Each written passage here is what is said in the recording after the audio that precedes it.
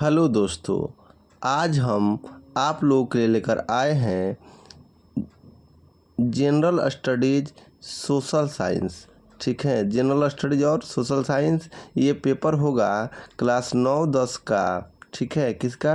Class 9-10 BPSC TRE 3 का। आज इसका हम लोग क्या करेंगे? हल करेंगे। चलिए तो शुरू करते हैं पहला क्वेश्चन से। पहला क्वेश्चन जब हम देखते हैं तो क्वेश्चन नंबर 31, 32 ये जो क्वेश्चन है आपका गणित के प्रश्न है। तो गणित के प्रश्न को छोड़ देते हैं, आप कहिएगा तो हम गणित के वीडियो बना देंगे सॉल्व कर करके। जैसे पहला क्वेश्चन है, थोड़ा देख भी लीजिए कि एक खिलाड़ी है जो किसी वृत्ताकार पथ के 7 पूरे चक्कर लगाकर 2200 मीटर की दौड़ पूरी करता है। वृत्ताकार पथ की त्रिज्या क्या होगी? ये कोई खिलाड़ी है, मान लेते हैं ये कोई वृत्ताकार पथ है इस तरह का। ठीक है, और आपको पता है कि वृत्ताकार पथ पर एक बार घूमने में कितना होता है? 2πr होता है। क्या होता है? 2πr होता है। परिधि कितना चक्कर आता है? 7 चक्कर। कितना दूरी तय किया? तो 2200। ठीक है, तो यहाँ से आपका निकल जाएगा। तो गणित के प्रश्न को हम लोग अभी छोड़ देते हैं, जब आप कहिएगा तो हम इसके पूरे क्वेश्चन को करा देंगे। चलिए इसके जनरल नॉलेज के क्वेश्चन को करते हैं। चलिए देखते हैं। ये देखिए पहला क्वेश्चन है, थोड़ा देख लेते हैं कि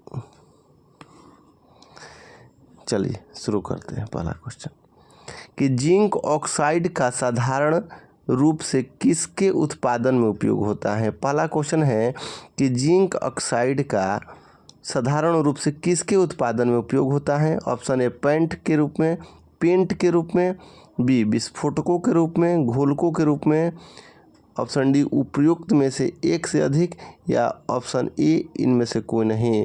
तो दोस्तों जिंक ऑक्साइड का उपयोग पेंट के रूप में होता है। किसके रूप में होता है? पेंट के रूप में होता है, या आप पशु चारा के भी रूप में होता है। जिंक की कमी हो जाती है तो पशु चारा के भी रूप में होता है। रबर बनाने में होता है जिंक ऑक्साइड का प्रयोग। ठीक है, तो ये इसका सही आंसर होगा ए। दूसरा सवाल है कि लेंज के नियम की व्युत्पत्ति के लिए निम्न में से किसके संरक्षण का उपयोग किया गया है? लेंज के नियम, ऑप्शन ए है चुंबकत्व, बी है संवेग, सी है आवेश, डी एक से अधिक, और इनमें से कोई नहीं। तो इसका सही आंसर होगा इनमें से कोई नहीं। लेंज का नियम जो होता है यह हाइजेनबर्ग के सिद्धांत अनिश्चितता के सिद्धांत पर आधारित है। अनिश्चितता के सिद्धांत के संरक्षण के लिए है लेंज का नियम। तो इसका आंसर सही आंसर होगा ई। अगला सवाल 41, मानव शरीर के यकृत एवं मांसपेशियों में संधारित ग्लाइकोजन के रूप होता है। क्या होता है? देख लीजिए, monosaccharide, option B polysaccharide, option C protein, एक से अधिक, इनमें से कोई नहीं। तो इसका सही आंसर होगा मानव शरीर में यकृत एवं मांसपेशियों में संधारित ग्लाइकोजन के रूप में होता है पॉलीसेक्राइड। क्वेश्चन 42, चलिए रक्त में त्रुटिपूर्ण हीमोग्लोबिन निम्न में से किसमें दिखाता है? ऑप्शन ए रक्तगुल्म, बी दात्र कोशिका अरक्तता, option C haemophilia, option D एक से अधिक, ऑप्शन ए इनमें से कोई नहीं। तो इसका सही आंसर होगा ऑप्शन बी। देखिए दोस्तों, यदि आपको TRE 4 में बढ़िया करना है तो सबसे पहले आप क्वेश्चन बैंक को यानी प्रीवियस ईयर्स के क्वेश्चन को अच्छे से समझिए और पढ़िए। चलिए अगला क्वेश्चन, निम्न में से किस प्रकार की दवाई उत्पादन में इथाइल एल्कोहल का उपयोग किया जाता है? एल्कोहल का उपयोग किस प्रकार के दवाई बनाने में किया जाता है? Option A antiseptic, option B antipyretic, option C anti allergic, इनमें से कोई नहीं और इनमें से अधिक। तो सोचिए इसका सही आंसर क्या होगा? इसका सही आंसर होगा एंटीसेप्टिक। दवाई उत्पादन में इथाइल एल्कोहल का उपयोग एंटीसेप्टिक के रूप में होता है। किसके रूप में होता है? एंटीसेप्टिक के रूप में होता है। चलिए अगला प्रश्न।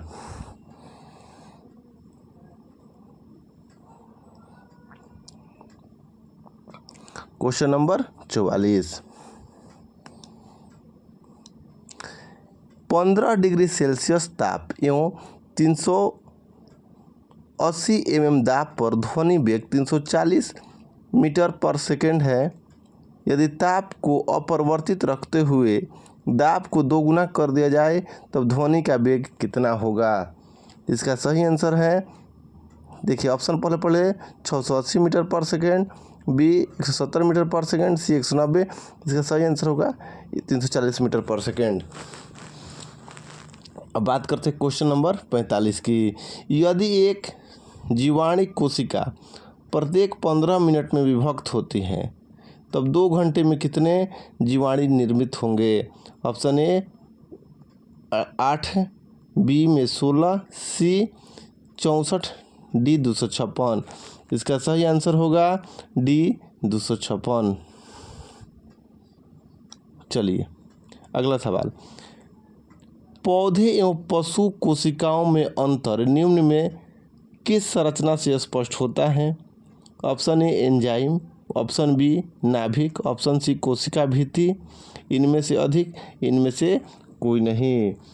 बताइए इसका सही आंसर होगा कि पौधे एवं, क्वेश्चन क्या है देखिए कि पौधे एवं कोशिका, पशु कोशिका में अंतर किस किस संरचना से होता है? तो कोशिका भित्ति के संरचना से होता है। चलिए अगला प्रश्न।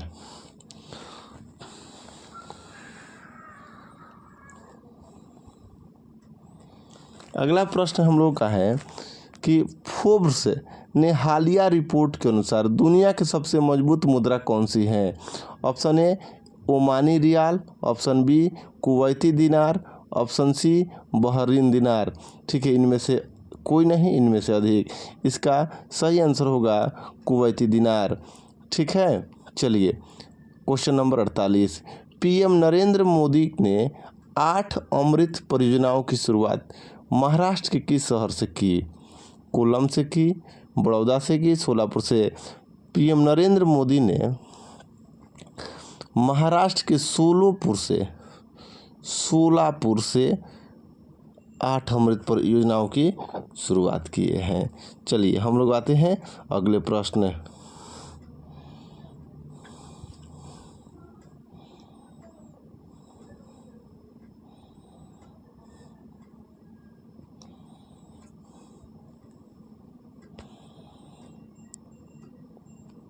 Question number 49। ये सेट हम लोग कर रहे हैं बीपीएससी टीआरई 3 का आया हुआ प्रश्न है। ठीक है, ये आपका सोशल साइंस का। Question number 49। आईआईटी मद्रास ने ई मोबिलिटी सिमुलेशन लैब लॉन्च करने के लिए किसके साथ करार किया है?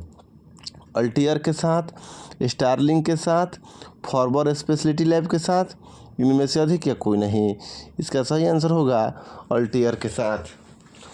आईआईटी मद्रास ने ई मोबिलिटी सिमुलेशन लैब लॉन्च करने के लिए किसके साथ करार किया है? अल्टीयर के साथ। अगला सवाल क्वेश्चन नंबर 50। अकादमिक पुरस्कार 2024 ऑस्कर के सर्वश्रेष्ठ अभिनेता का पुरस्कार किसने जीता? Devin Johnson, Cillian Murphy, Tom Cruise, इनमें से कोई नहीं या इनमें से अधिक? इसका सही आंसर होगा सिलियन मर्फी। अकादमिक पुरस्कार 2024 के और ऑस्कर के सर्वश्रेष्ठ अभिनेता कौन है? सिलियन मर्फी है। चलिए क्वेश्चन नंबर 51। किसने हाल ही में वर्ष 2023 के लिए आईसीसी महिला T20I cricket of the year चुना गया है? ऑप्शन ए स्मृति मंधाना को चुना गया है, बी नेट साइबरब्रंट को, हेले मैथ्यूज को, या इनमें से अधिक, या इनमें से कोई नहीं। इसका सही आंसर बताइए। इसका सही आंसर होगा, देखिए ऐसे कर देते हैं, आपको समझ में आ जाएगा, हेलो मैथ्यूज वेस्ट इंडीज। चलिए दोस्तों आगे।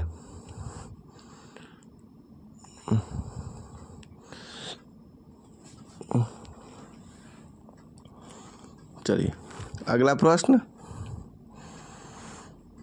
Question number 52। मुंबई में संपन्न मिस वर्ल्ड 2024 का ताज किसके सिर पर सजा?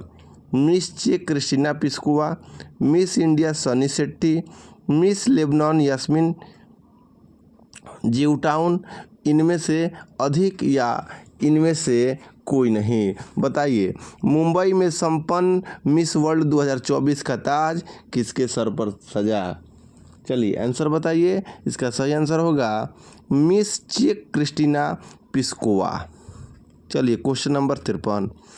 IPEF द्वारा क्लीन एनर्जी इन्वेस्टर फोरम का आयोजन किस देश में किया गया? फ्रांस में, सिंगापुर में, स्पेन में, इनमें से कोई नहीं या एक से अधिक। इसका सही आंसर होगा सिंगापुर में।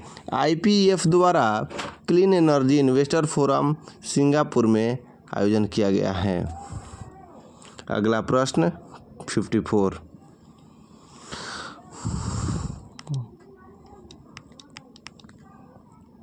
चलिए 54 है कि भारत ने विदेशी सिटवे बंदरगाह को संचालित करने का अधिकार हासिल किया है। यह किस देश में है? श्रीलंका में है, बांग्लादेश में है, म्यांमार में है। विदेशी सिटवे, क्या भारत ने क्या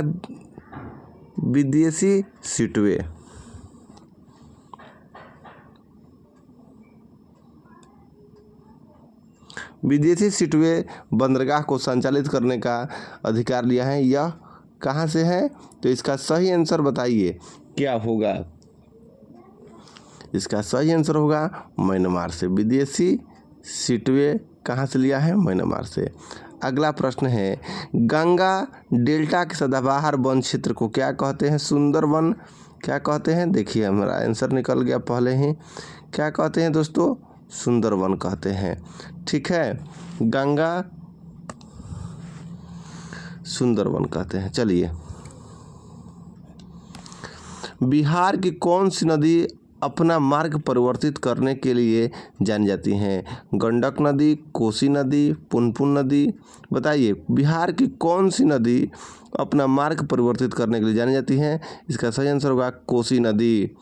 क्वेश्चन नंबर 57। वृक्ष की जड़ों को मृदा से पानी कैसे मिलता है? बंधा जल, आर्द्रता जल, कोशिका जल, एक से अधिक या कोई नहीं। कोशिका जल के द्वारा वृक्षों की जड़ों को पानी मिलता है। अगला 58 नंबर। विषुववृत्तीय व्यास ध्रुवीय व्यास से कितना अधिक होता है? Option A 36 kilometre, B 43 kilometre, C 49 kilometre, एक से अधिक या कोई नहीं। देखिए, विषुववृत्तीय व्यास कितना होता है? विषुववृत्तीय व्यास होता है 12,000, कितना होता है? 12,756 किलोमीटर। कितना होता है? ठीक है। और ध्रुवीय व्यास कितना होता है? ध्रुवीय व्यास 12,714 किलोमीटर। तो 6 घटा दीजिए, कितना अधिक है? तो 6 में से 4 गया 2, 5 में से 1 गया 4, ठीक है, 0 0 0 कट गया। तो कितना किलोमीटर आ गया? 42 किलोमीटर। इसका आंसर तो होगा इनमें से कोई नहीं, लेकिन बोर्ड आंसर की में क्या दिया है? 43 किलोमीटर। चलिए, विषुववृत्तीय व्यास से ध्रुवीय व्यास कितना अधिक है? तो सही आंसर होगा 42 किलोमीटर, लेकिन बोर्ड आंसर क्या माना है? 43 किलोमीटर। अब बात करते हैं हम लोग अगले प्रश्न का कि किस रेखांश पर भारतीय मानक समय अपनाया जाता है? 82.5 डिग्री पूर्व, 78.5 डिग्री पूर्व, 87.5 डिग्री पूर्व। इसका सही आंसर होगा 82.5 डिग्री पूर्व। अगला प्रश्न,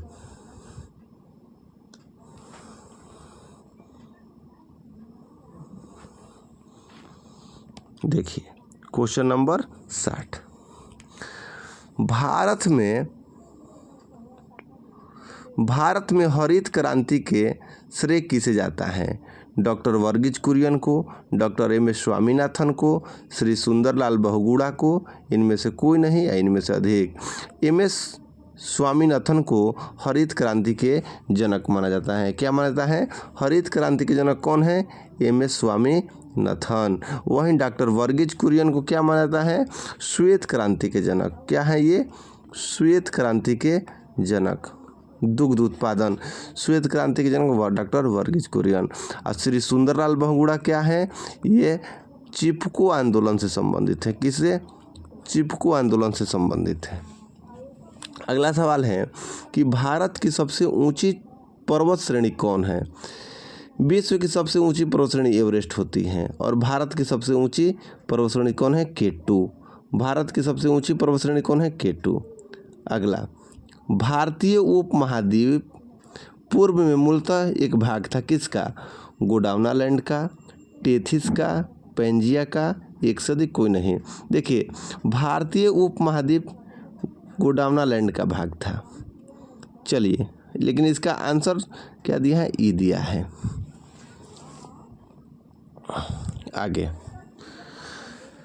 देखिए दोस्तों, इसका यदि आपको PDF चाहिए तो आप हमारे टेलीग्राम चैनल से जुड़ सकते हैं। हम अपना टेलीग्राम चैनल का लिंक डिस्क्रिप्शन में दे देंगे और इसका आंसर सहित हम आपको PDF अवेलेबल करा देंगे क्वेश्चन का। चलिए अगला प्रश्न देखते हैं। हाँ, आगे बिहार में 63 नंबर सवाल, क्वेश्चन 63 कि बिहार में 1857 की क्रांति को किसने नेतृत्व दिया था? बिहार में, कहाँ पर? बिहार में 1857 की क्रांति सबको पता है। ऑप्शन ए है तत्या टोपे, बी कुंवर सिंह, सी नाना साहेब। कुंवर सिंह। कुंवर सिंह कहाँ के थे? जगदीशपुर के थे। ठीक है, जगदीशपुर के राजा कुंवर सिंह बिहार में क्रांति का नेतृत्व किए थे। वहीं तत्या टोपे और नाना साहेब कहाँ से किए थे? कानपुर से। अगला सवाल, राष्ट्रवाद को आध्यात्मिक दिशा किसके द्वारा लोकप्रिय बनाया गया? ऑप्शन ए राजा राम मोहन राय के द्वारा, बी स्वामी श्रद्धानंद के द्वारा, सी स्वामी विवेकानंद के द्वारा। इसका सही आंसर होगा स्वामी विवेकानंद के द्वारा राष्ट्रवाद को आध्यात्मिक दिशा दिया गया था। अगला सवाल कि किधर गया? 65। भारत के स्वतंत्रता आंदोलन के दौरान गहन राष्ट्रवादी विचारों को किस समाचार पत्र के द्वारा प्रचारित किया गया था? पायनियर के द्वारा, अमृत बाजार पत्रिका के द्वारा, स्टेट्समैन के द्वारा। तो भारत के स्वतंत्रता के दौरान, ठीक है, गहन राष्ट्रवादी विचारों को अमृत बाजार पत्रिका के द्वारा प्रचारित किया गया था।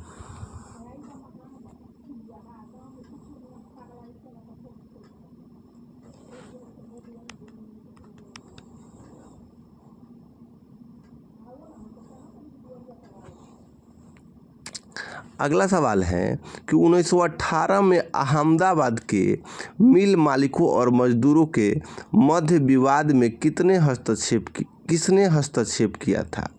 वल्लभ भाई पटेल ने हस्तक्षेप किया था कि महात्मा गांधी ने कि जमशेदजी टाटा ने? इनमें से अधिक या कोई नहीं। देखिए 1918 में, कब? 1918 में मिल मालिकों और मजदूरों के मध्य विवाद में महात्मा गांधी जी, ठीक है, ने हस्तक्षेप किया था। 1917 में महात्मा गांधी चंपारण सत्याग्रह किए और 1918 में महात्मा गांधी क्या किए थे? मिल मालिक अहमदाबाद के मिल मजदूरों के लिए आंदोलन किए थे। 1920 में क्या किए थे? असहयोग आंदोलन। चलिए बिहार के किस वामपंथी नेता ने बिहार के प्रांतीय किसान सभा को लोकप्रिय बनाया था? नाम बताइए। करयानंद शर्मा, वधवाराम, पीसी जोशी, एक से अधिक या कोई नहीं। बिहार के किस वामपंथी नेता ने क्या किया था? बिहार प्रांतीय किसान सभा को लोकप्रिय बनाया था। आंसर होगा करयानंद शर्मा। अगला सवाल, मददुद्दीन कमेटी को किसकी कार्यप्रणाली पर रिपोर्ट देने के लिए नियुक्त किया गया था? ऑप्शन ए द्वैत प्रणाली, सांप्रदायिक प्रतिनिधित्व, संघवाद। इसका सही आंसर होगा द्वैत प्रणाली। अगला सवाल है कि भारत में महान एकता करता था। भारत में वह महान एकता करता था जिसने केवल दूसरे को सहिष्णु ही नहीं बनाया अपितु उनको अपने मित्रों और साथियों में आपसी जिम्मेदारी के साथ स्वीकार करवाया था। यह कथन किसका है? राजेंद्र प्रसाद का यह कथन है।